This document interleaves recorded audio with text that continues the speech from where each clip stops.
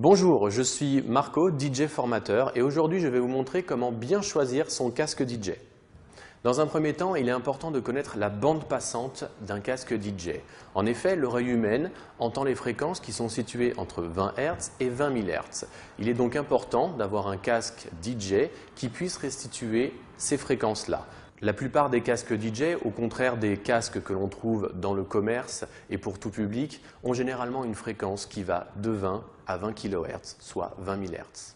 Important aussi, plus la plage de fréquences couverte est large, plus le casque DJ sera capable de restituer tous les sons.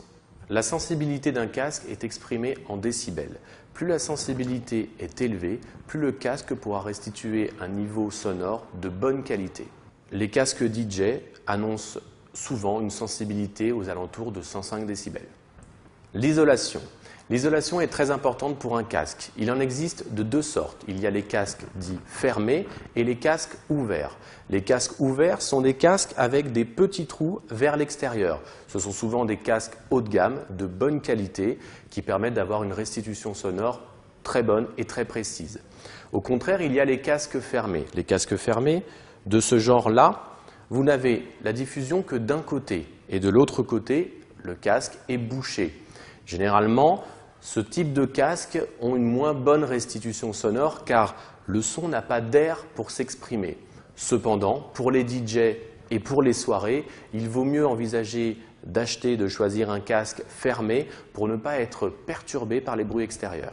Il y a aussi l'aspect général d'un casque qui est important. En effet, le confort lors d'une soirée doit être primordial. La plupart des casques ont des poids différents.